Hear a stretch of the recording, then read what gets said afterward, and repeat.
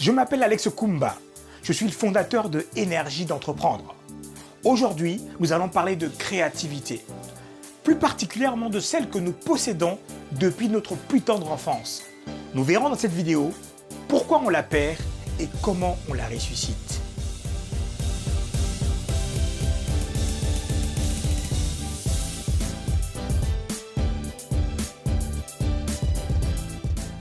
Un adulte créatif est un enfant qui a survécu. Je suis papa d'une petite fille et d'un petit garçon, Ethan et Naomi. En matière de créativité, je le vois au quotidien et vous serez d'accord avec moi, un enfant, c'est simplement génial. C'est magnifique. Les enfants n'ont aucune limite, aucune barrière. Ils expérimentent tout. Ils veulent tout tester. Ken Robinson, un spécialiste en éducation et créativité, a élaboré un test dans le cadre d'une étude auprès de 1500 enfants d'école maternelle. Ce test, qu'on appelle le test des trombones ou le test de Jackson, consiste à répondre à une simple question. Par exemple, à quoi sert un trombone? Le but, c'est d'emmener les enfants à imaginer, pour cet objet, des façons multiples et différentes de l'utiliser, de diverger, dirait-on en créativité, au maximum, sans aucune limite. Vous savez quoi? À cette question, tous les enfants entre 3 et 5 ans ont pu trouver près de 200 utilisations, là où, en tant qu'adulte, on se limiterait à 4, 5 ou 10 usages maximum. Un adulte vous dira le trombone, ça sert à accrocher des feuilles entre elles. Les enfants, ils imaginent des trombones qui parlent, des trombones qui sautent, des trombones géants en mousse. Pourquoi? En fait, les enfants sont comme des feuilles blanches, regardant le monde qui les entoure avec émerveillement. Ils sont ouverts au monde, ouverts à la découverte, ouverts à la curiosité de ce monde immense qui les entoure. Et les normes sociales ne sont pas encore radicalement inscrites ou rigides en eux pour le moment. Les normes sociales, c'est le sens commun, le comportement ou l'attitude générale construit par la société et intériorisé par chacun d'entre nous en tant qu'adulte. Et ces normes sociales définissent grosso modo ce qui est faisable, le bon, le juste, le beau, le vrai, etc. Et les enfants, au départ, sont très peu soumis à ces influences. Et leur originalité, leur spontanéité est préservée. Le regard d'autrui n'a aucune importance.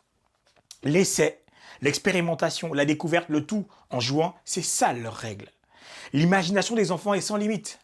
Les enfants ont souvent, en plus du temps pour rêvasser, pour laisser les esprits voguer, pour divaguer, pour sortir des cadres, parce qu'au final, ils n'en ont pas au départ. Oh papa, regarde, j'ai vu une souris. Pourquoi la souris mange des noix? Pourquoi la souris ne me fait pas un sourire? Est-ce que la souris est gentille? Est-ce que tu crois que la souris sait jouer au foot? Et pourquoi elle ne sait pas jouer au foot? Et pourquoi? Et pourquoi? Et pourquoi? Vous savez ces fameux pourquoi en cascade où on n'en peut plus en tant que parent parce que, en plus, les enfants sont hyper déterminés, persévérants pour avoir des réponses. La créativité des enfants est parfois tellement inattendue et souvent soudaine, quels que soient les sujets d'ailleurs, qu'on se marre en tant que parent. Un autre exemple, ça c'est de Ken Robinson qui en parle, c'est un professeur qui regarde une petite fille en train de dessiner. Elle est radicalement impliquée et concentrée. Et le professeur dit, mais qu'est-ce que tu fais? Oh, monsieur, je dessine. Mais qu'est-ce que tu dessines? Je dessine l'image de Dieu. Et le prof, estomaqué, dit, mais on ne sait pas à quoi Dieu ressemble. Et la petite fille de répondre, on va le savoir d'ici peu. Vous voyez, c'est tellement hallucinant, c'est que, comme le disait Einstein, la créativité, c'est de l'intelligence qui s'amuse. Les enfants ont la capacité à créer ou à imaginer des choses radicalement nouvelles sans être bridés par des choses qui existent. On dirait sans être bridés par des solutions existantes, si l'on se réfère aux mots utilisés en entrepreneuriat. Et ce qui est, pour moi, dingue, sublime et lumineux, c'est qu'on l'explique aussi sur le plan neuronal. Car les neurones, ces vecteurs de transmission de l'information dans notre cerveau, ne circulent pas encore de manière rigide en passant par les mêmes cheminements. Et les enfants ne vont pas s'abstenir dans un environnement qui le facilite. La créativité, c'est clairement un jeu d'enfant. Pourquoi on la perd en grandissant? Les enfants perdent cela en grandissant sous l'effet de l'intériorisation ou de la digestion progressive des normes sociales. Vous vous souvenez? Notre fameux sens commun, notre formatage dans des environnements spécifiques. Et les coupables sont, roulement de tambour, l'éducation scolaire. Ken Robinson a montré, dans le cadre d'une étude longue, que le système scolaire tue progressivement la créativité chez les enfants, ou ce qu'il nomme la pensée divergente, c'est-à-dire la capacité à examiner toutes les questions sous plusieurs angles possibles, y compris les plus inattendus. En somme, à penser hors des schémas préétablis. Vous vous souvenez? Nos enfants de 3 à 5 ans, capables d'imaginer des trombones qui courent, qui pleurent, qui rigolent, des trombones géants, etc. Alors que 100% pouvaient aller aussi loin que près de 200 usages, cette proportion descend à 30 propositions entre 6 et 12 ans. Au-delà de 13 ans, la majorité atteint péniblement les 20 propositions. En fait, les enfants, au fil du temps, intériorisent des normes. Un jour, un enfant entend qu'un trombone sert à attacher des feuilles volantes ensemble. Il intègre l'information, il cloisonne son esprit sur cette seule possibilité plutôt qu'à chercher des alternatives pour imaginer d'autres horizons en dehors de la pensée commune. L'école, en fait, encourage des comportements standards, un comportement type, conforme à une norme, dans un monde de différence, paradoxalement. Le système scolaire imprime souvent en nous l'idée qu'il n'y a qu'une seule et bonne solution correcte pour un problème donné. Il faut la trouver, cette bonne réponse, sans oublier la peur de se tromper et de paraître ridicule devant les autres. L'école ne stimule pas la créativité. Il formate en inscrivant l'ordre social établi dans le corps et l'esprit des enfants. Michel Foucault parlait d'un schéma social disciplinaire en parlant de l'école. Quand Émile Durkheim voyait dans l'école un espace de normalisation et de détermination de l'enfant pour la conservation de la société dans sa continuité.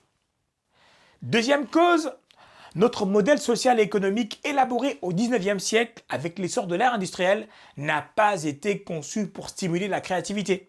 À l'ère industrielle, on était dans un modèle social et économique où l'enjeu était d'avoir des bras, des exécutants, avec des contremaîtres chargés de surveiller la cadence et la productivité. C'est le fameux travail à la chaîne. L'ensemble de notre modèle social, de notre système est basé sur ce fondement. Bien que l'on soit passé d'une ère industrielle qui privilégiait la standardisation à une ère entrepreneuriale qui privilégie aujourd'hui la créativité et l'innovation dans tous ses états.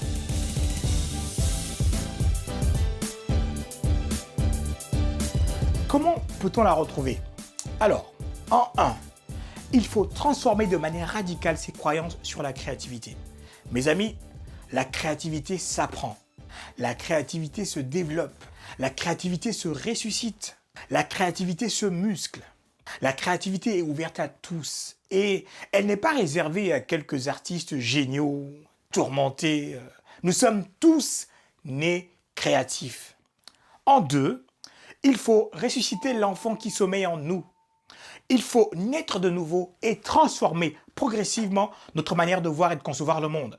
Notre manière de formuler des questions pour avoir des réponses originales et créatives. Enfin, il faut découvrir la multitude des techniques simples, puissantes et dynamisantes qui permettent de court-circuiter notre façon de penser et de résoudre des problèmes avec des solutions originales, inattendues et ingénieuses. À notre époque, mesdames et messieurs, c'est une compétence indispensable et nécessaire dans notre société et au quotidien. Elle nous permet de regarder le monde comme nous avions coutume de le faire lorsque nous étions enfants, libres des préjugés pour voir au-delà des objets, libres du regard des autres. Vous vous souvenez? Un adulte créatif est un enfant qui a survécu. Les esprits sont comme des parachutes. Ils fonctionnent quand ils sont ouverts, disait Lewis Powell. Ouvrons nos esprits, fouillez le sens commun, laissez les fenêtres de votre esprit ouvertes. Comment Énergie d'entreprendre peut vous aider à développer votre créativité? Nous avons conçu un dispositif inédit et original pour développer votre créativité. Ce sont des activités sportives, de la préparation mentale, de la formation en ligne et en présentiel pour développer cette qualité-là, ainsi que d'autres comportements à succès.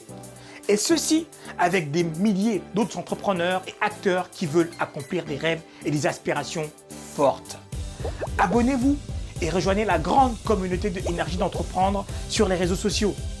Téléchargez maintenant le PDF de 30 techniques élaborées pour vous et tous les liens sont dans la description. Ce sont des techniques simples, puissantes et ultra pratiques à mettre en œuvre. Et comme le disait Pablo Picasso, dans chaque enfant, il y a un artiste. Le problème est de savoir comment le rester en grandissant. Je vous souhaite, mes amis, de ressusciter l'adulte créatif qui sommeille en vous. À très bientôt.